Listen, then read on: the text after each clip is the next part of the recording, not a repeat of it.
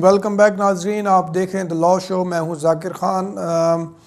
अब थोड़ा सा टाइम रह गया हमारे प्रोग्राम को ख़त्म होने को, इसलिए मज़ीद कोई वक्त ज़ाया किए बगैर अपने अगले कॉलर की तरफ चलेंगे। हेलो हेलो, अस्सलाम वालेकुम जाकिर भाई, कैसे हैं आप? ठीक है वालेकुम अस्सलाम जी, अल्लाह का शुक्र। आप सुनाएं कैसे हैं? ठीक है जी, अल्हम्दुलिल्लाह। जी, बोलिए जाकिर क्या भाई, सवाल? मेरे दो क्वेश्चन हैं। जी जी एक क्वेश्चन जो है वो नेशनैलिटी के हवाले से है कि जी अभी रिसेंटली जो नेशनैलिटी के फॉर्म के अंदर तब्दीली आई है, जिसके अंदर उन्होंने लास्ट 10 ईयर्स की वर्क हिस्ट्री मांगी है, तो जी। उसके अंदर जो है अगर कोई स्टूडेंट वीजे पर हो और 9वें और 10वें साल के अंदर उसने काम थोड़ा सा ज्यादा किया हो, तो क्या उसका नेशनैलिटी की एप्लीकेशन के ऊपर फर्क पड़ेगा?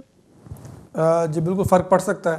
अगर अगर अगर उसको अलाउड नहीं था काम करना जितना उसने किया है, तो ऑफ कोर्स वो मांगते ही इसलिए हैं कि आप वो ये चेक करें कि आया कि आपने कोई इमिग्रेशन कंडीशंस तो ब्रीच नहीं की। फॉर एग्ज़ाम्पल आप ओवर स्टेयर हुए हो, या आपको वर्क करने की इजाज़त नहीं थी, या जितनी इजाज़त थी उससे ज़्यादा काम किया, तो बिल्कुल चेक कर सकते हैं और उसका इफ़ेक्ट पड़ सकता है। जी, आपका दूसरा सवाल क्या था? मेरे ख्याल में कॉलर जो है वो जा चुके हैं। नेक्स्ट कॉलर की तरफ चलते हैं। हेलो जी, अस्सलाम वालेकुम। जी वालेकुम अस्सलाम। कौन सा बोल रहे हैं? आपसे बात कर रहा हूँ एडमबरा से। मेरा जी क्वेश्चन है कि मेरी वालदा यूके में है, हम सब बहन भाई यूके में है, बट मेरे वालिद साहब पाकिस्तान में है। पीछे तो ये होता रहा है कि वो इन आउट पाकिस्तान से यूके आ जाते थे विजिटिंग वीजे पे, जी। पर रिसेंटली उनका रिफ्यूज हो गया है। तो हम चाह रहे हैं कि उन्हें परमानेंट यहाँ पे बुलवा लें, तो उसके लिए कोई देखें, परमानेंट का बताएंगे? तरीका तो जी, परमानेंट का तरीका तो यही है कि अगर उनकी कंडीशन ऐसी है कि वो अकेले नहीं रह सकते पाकिस्तान में, उनकी नहीं, हेल्थ वहाँ पे जी मेरे बिग ब्रदर हैं, वो उनकी लुक आफ्टर करते हैं, बट उन्हें उन्हें यहाँ आना है हमारे पास, क्योंकि हम जो ज्यादा मेंबर्स फैमिली के, इवन मेरी वालदा भी यहाँ पे हैं, वो भी ब्रिटिश होल्डर है। जी जी। देखें, अनफॉर्चुनेटली चूँकि वो आप जिस तरह बता रहे हैं कि आपके भाई वहाँ पे होते हैं, बड़े भाई जो कि उनके लुक आफ्टर करते हैं, तो अनफॉर्चुनेटली ऐसी सूरत में आप अपने वालिदैन को फिर स्पॉन्सर नहीं कर सकते एज अ मतलब कि पेरेंट के जी वो यहाँ पे आके रहें।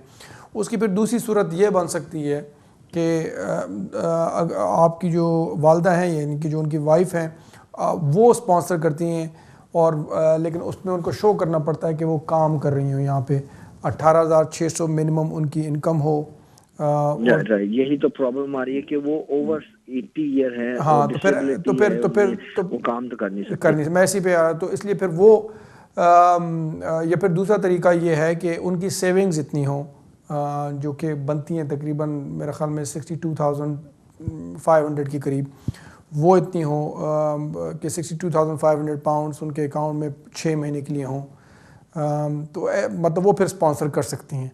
अदरवाइज़ अगर आप बच्चे स्पॉन्सर कर रहे हैं पेरेंट्स को, तो फिर एक ही सूरत होती है, और वो ये कि आपके वालिद की कंडीशन ऐसी है कि वो अकेले रह नहीं सकते, और वो वहाँ पे पाकिस्तान में उनका लुक आफ्टर करने वाला कोई ना हो। लेकिन आपके केस में चूँकि आपके भाई वहाँ पे हैं, तो ये पॉसिबल नहीं होगा।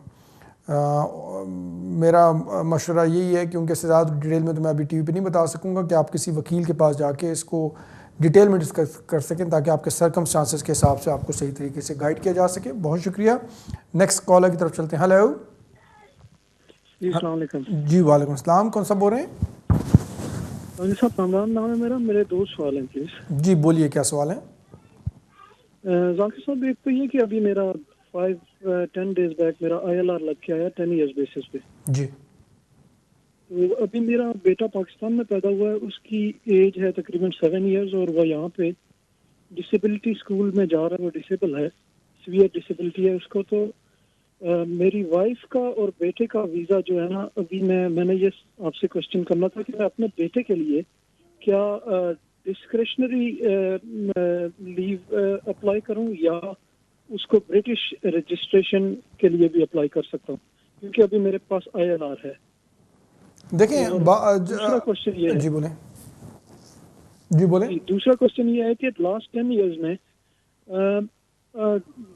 कुछ साल जो है ना, मैंने कुछ काम ज़्यादा किया है, लेकिन मैंने HMRC से 10 साल का रिकॉर्ड मंगवाया, उसमें कोई चीज़ शो नहीं हो रही। लेकिन ऑब्वियसली मेरे अकाउंट में पैसे तो आते रहे हैं कंपनीज की तरफ से। अब मैंने ये पूछना था कि ये ऑब्वियसली बहुत सारे लोगों के साथ ये मसला है, तो क्या वो HMRC को सिर्फ चेक करते हैं या वो बैंक से कंफर्म करते हैं या क्या करते हैं जब वो पासपोर्ट के लिए बंदा अप्लाई करता है? तो ये क्या डिटेल होती है, क्योंकि बहुत सारे लोग इस सूरत हाल से दो चार हैं प्लीज। तो ये दो क्वेश्चन है मेरी, अगर आप जी बिल्कुल। देखिए, जहाँ तक आपके पहले सवाल का ताल्लुक है, तो आपका जो बच्चा है, चूँकि वो पाकिस्तान में पैदा हुआ है ना, तो वो अभी आप अगर चाहें तो उसकी रजिस्ट्रेशन के लिए अप्लाई कर सकते हैं कि आप उनको, क्योंकि बच्चे को यहाँ पे रहते हुए भी 7 साल हो गए हैं, आप बता रहे हैं कि वो सीवियर डिसेबिलिटी है और वो स्कूल में उस हवाले से जा रहा है, लेकिन ये फिर होम ऑफिस की डिस्क्रेशन होगी कि वो उनको रजिस्टर करते हैं एज ब्रिटिश सिटीज़न या नहीं। ज़्यादा बेहतर ये होगा कि जब आपकी वाइफ का वीज़ा जब वो हो जाता है, क्योंकि आपकी वाइफ को भी आपको स्पॉन्सर करना पड़ेगा, जो स्पाउस, जब उनका भी वीज़ा लग जाता है, बच्चे का भी वीज़ा जब लग जाता है, तो फिर आप जो है उसकी रजिस्ट्रेशन के लिए अप्लाई करें। लेकिन अगेन ये जो है होम ऑफिस की डिस्क्रेशन होगी। दूसरा जो आपका सवाल था काम के हवाले से कि अगर आपने ज़्यादा काम किया है, तो ऑब्वियसली ये चीज़ ऐसी है कि इसमें काफ़ी लोगों को ये प्रॉब्लम दरपेश है। जहाँ तक आपका ताल्लुक़ है, अगर आपके HMRC के रिकॉर्ड में वो नहीं आ रही, तो जनरली स्पीकिंग होम ऑफिस तो उन्हीं से कंफर्म करेगा। अगर उसमें नहीं आ रही तो शायद आपकी बचत हो जाए, लेकिन जनरली जो है वो HMRC के रिकॉर्ड से ही कंफर्म करते हैं। उम्मीद करता हूँ कि आपको आपके सवालों के जवाब मिल गए होंगे। बहुत शुक्रिया। नेक्स्ट कॉलर की तरफ चलते हैं। हेलो जी, अस्सलाम वालेकुम। वालेकुम अस्सलाम। कौन सा बोल रहे हैं? जी खान साहब, मैं अहमद जान बोल रहा हूँ लंदन से। जी अहमद साहब बोलिए, क्या सवाल है आपका?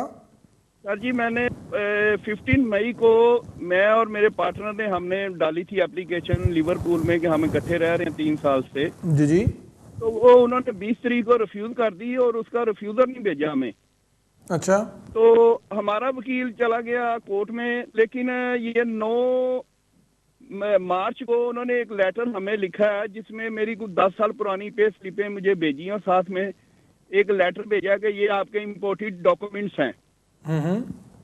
वो मैं लेके सोलिसिटर के पास चला गया, उसने कहा जी ये आपको वीजा ग्रांट कर रहे हैं। अच्छा। तो उसके बाद उन्होंने मुझे रिफ्यूजर भेज दिया। कल मुझे रिफ्यूजर आ गया, वो जो 15 जनवरी को दिया था डॉक्यूमेंट सारे उसका। तो ये कुछ जरा बताएं प्लीज, हेल्प करें। नहीं तो बताऊं क्या आपको? रिफ्यूजल तो आ गया, आप ये कह रहे हैं कि अब क्या करना है आपने? जी जी, वो जो उन्होंने भेजा था वो पुरानी 10 साल पुरानी पे स्लिपें और साथ में देखिए उसका लेटर के ये आपके इम्पोर्टेड डॉक्यूमेंट्स हैं, उसका क्या मतलब है? कुछ देखिए उसका कोई मतलब नहीं है। उसका मतलब ये है कि उन्होंने आपके जो आपके डॉक्यूमेंट्स उनके पास पड़े हुए थे, जब उन्होंने आपके डॉक्यूमेंट्स की उनको ज़रूरत नहीं है तो उन्होंने वापस भिजवा दिए, क्योंकि उन्होंने डिसीजन ले लिया था। ठीक है। हुआ आपके केस में ये है कि अगर जनवरी में आपको उन्होंने डिसीजन दिया था जो कि आपको नहीं मिला, तो जब आप डिसीजन दे देते हैं तो फिर उसके बाद डॉक्यूमेंट्स भी भिजवा देते हैं। तो आपको उन्होंने अभी मार्च में डॉक्यूमेंट्स भिजवा दिए, लेकिन जब आपके वकील ने उनको लिखा होगा कि डिसीजन नहीं मिला तो फिर उन्होंने डिसीजन भी भिजवा दिया अभी। तो ऐसी कोई बात नहीं है कि अगर वो डॉक्यूमेंट्स भिजवा देते हैं पहले तो वीज़ा ही दे रहे होते हैं। जब वो डिसीजन उन्होंने ले लिया, उनको आपके डॉक्यूमेंट्स की ज़रूरत नहीं है, तो वो डॉक्यूमेंट्स फिर आपको वापस भिजवा देते हैं। अब जहाँ तक आपका ताल्लुक़ है आगे क्या करने का, तो जो जिस बेसिस पे उन्होंने रिफ्यूज़ किया, अगर आपको अपील का राइट दिया है तो आप अपील करें। अगर अपील का राइट नहीं दिया तो फिर ऑब्वियसली आप चाहें तो जुडिशल रिव्यू के लिए भी हाई कोर्ट में भी इसको चैलेंज कर सकते हैं या ट्रिब्यूनल में। लेकिन इसके लिए आपको मैं मशवरा ये दूंगा किसी वकील के पास जाके इसको डिस्कस करें कि उसमें क्या चांसेस हैं क्या नहीं है, क्योंकि आपका रिफ्यूज़ल देख के ही बताया जा सकता है कि आगे इसको मतलब किस तरीके से चैलेंज किया जा सकता है। बहुत शुक्रिया। नेक्स्ट कॉलर की तरफ चलते हैं। हेलो अस्सलाम वालेकुम जी। जी वालेकुम अस्सलाम। खान साहब, मुझे एक सवाल करना था जो थोड़ा सा इमिग्रेशन मैटर से ज़रा हटके है। जी बोले, अगर मैं आपको जवाब दे सका तो दे दूंगा। जी बोलिए। जी जी, ऐसे है कि 2011 में मैं यहाँ पे यूके में आया था और तकरीबन 2 साल के बाद 2013 में एक हादसा हो गया था बहुत बड़ा, यानी कि बिल्डिंग से गिर गया था मैं नीचे ना, और उसमें काफ़ी सारी इंजरी हुई थी, यहाँ तक कि स्पाइनल भी डैमेज हो गया, बाजू वगैरह टूट गई, काफ़ी सारी इंजरी हुई थी। तो उस वक्त NHS रजिस्टर था। तो जब इमरजेंसी ट्रीटमेंट के लिए ले जाया गया, एम्बुलेंस लेके गई, तो वहाँ पे इलाज हुआ तकरीबन एक महीना और 10 दिन। इलाज हुआ। उसके बाद उन्होंने इमरजेंसी ट्रीटमेंट दे के मुझे मेरे एरिया में यानी कि इलफर्ड में क्वींस हॉस्पिटल में भेज दिया, रॉनफर्ड में। तो वहाँ पे 2 दिन तकरीबन मैं ठीक रहा वहाँ पे इलाज बेड रेस्ट पे। और उसके बाद उन्होंने वो जो ओवरसीज ऑफिस से एक बंदा आया और उसने मुझे कहा कि यहाँ पे आप रह रहे हैं ना, तो आपका जो इमरजेंसी ट्रीटमेंट है वो तो वर्ल्ड वाइड हम फ्री देते हैं जब एम्बुलेंस लेके आती है, NHS रजिस्टर है। तो जो अब आपका बेड रेस्ट है इसके ऊपर आपका चार्ज लग रहा है, अगर आप चाहें तो डिस्चार्ज ले सकते हैं, घर जा सकते हैं। तो मैंने डिस्चार्ज ले लिया। उन्होंने कहा कि 2 दिन आप यहाँ रहे, इसका बिल आएगा। मैंने कहा ठीक है, वो घर भिजवा दें, मैं वो पे कर दूंगा। और वो मैंने थोड़ा थोड़ा करके पे किया भी। तो तकरीबन 1 महीने के बाद मेरा उन्होंने इलाज भी रोक दिया कि अभी आपका फ्री इलाज नहीं होगा। तो मैं फिर प्राइवेट अपॉइंटमेंट लेके, क्योंकि मेरे कुछ फिक्सर वगैरह लगे हुए थे बाजू में ना, जी। तो वो खुलवाने के लिए मुझे जाना मजबूरी थी। तो मैं प्राइवेट अपॉइंटमेंट लेता रहा, पे करता रहा, और वो मैंने ऑपरेशन ओपन करवाने तक मैंने अपना ट्रीटमेंट करवाया। उसके बाद फिजियोथेरेपी के पास मैं नहीं गया क्योंकि इतना अफोर्ड नहीं कर सकता था जी। तो 1 महीने के बाद अब मुझे इमरजेंसी ट्रीटमेंट जो वहाँ पे हुआ था ना, उसका मुझे को तकरीबन 8,900 कुछ पाउंड का बिल आ गया मेरे एड्रेस पे। तो फिर मुझे उनकी कॉल आई, मैंने उन्हें बताया कि मुझे तो सब शुरू में ही मैंने ये कहा था, पूछा था, और सब ने मुझे यही कहा था, डॉक्टरों ने भी, नर्सों ने भी, कि emergency treatment world wide free दिया जाता है। और मुझे अपने GP से भी यही पता चला। लेकिन वो कहते हैं कि नहीं जी, हमें पता चला आपका स्टेटस नहीं है, ये है तो वो है तो इस तरह। तो मैं आपसे ये पूछना चाह रहा हूँ कि क्या इसमें क्या हेल्प हो सकती है, या क्या ये वाकई मुझे ये पे करना पड़ेगा? तो आपके पास कौन सा वीजा था? मैं ओवरस्टेयर हुआ था जी। आप सॉरी, आप ओवरस्टेयर थे? जी हाँ, ओवरस्टेयर था मैं। अच्छा। अब तो मेरी एप्लीकेशन इमिग्रेशन का केस तो मेरा चल रहा है FLRO में, वो चल रहा है आपका। देखिए, आप चाहें तो उनको ज़रूर ये सारा कुछ लिख के भिजवा सकते हैं कि आपको यही बताया गया था कि इमरजेंसी ट्रीटमेंट जो है वो सारी कुछ फ्री थी, और आपका केस भी जो है वो चल रहा है। और अगर आप नहीं पे कर सकते तो आप अपनी सिचुएशन उनको बता सकते हैं, शायद वो आपको मंथली इंस्टॉलमेंट में कर दें। लेकिन जहाँ तक मेरी इन्फॉर्मेशन है, अगर आपका जो अभी कानून है उस हिसाब से अगर आपका वीज़ा कोई नहीं है तो आपको ट्रीटमेंट के जो भी इमरजेंसी हो या अदरवाइज़ हो, आपको ट्रीटमेंट के पैसे इवेंचुअली देने पड़ते हैं। ये मेरी इन्फॉर्मेशन है जहाँ तक। लेकिन जैसा कि मैंने कहा, आप उनको लिख सकते हैं और सारी सिचुएशन बता सकते हैं, और फिर उसके हिसाब से वो कंसिडर करेंगे। अगर आप डिटेल में चाहें तो आप चूँकि हमारे लोकल ही हैं तो आप रब्ता भी कर सकते हैं। बहुत शुक्रिया। नेक्स्ट कॉलर की तरफ चलते हैं। Hello hello. अच्छा नाज़रीन, मुझे बताया जा रहा है कि प्रोग्राम का वक्त जो है वो ख़त्म हो गया है, तो इसलिए मज़ीद कॉल्स हम नहीं ले सकते। मैं उम्मीद करता हूँ जो भी ज़्यादातर कॉलर्स थे उनसे हमारी बात हो चुकी है, और लेकिन जिन लोगों से बात नहीं हो सकी, इंशाल्लाह अगले हफ्ते आपसे दोबारा फिर ट्यूसडे को यानी कि 6 बजे दोबारा वीनस TV पे मुलाकात होगी। और अगर आपको कोई अर्जेंट मसला है या डिटेल में अपना केस डिस्कस करना है तो आप किसी भी वकील के पास जाके अपना केस डिटेल में डिस्कस कर सकते हैं इस दौरान, और मुझसे भी अगर चाहें तो रब्ता कर सकते हैं। नाज़रीन, अपना ख्याल रखिएगा और दुआ में याद रखें। बहुत बहुत शुक्रिया। अल्लाह हाफ़िज़।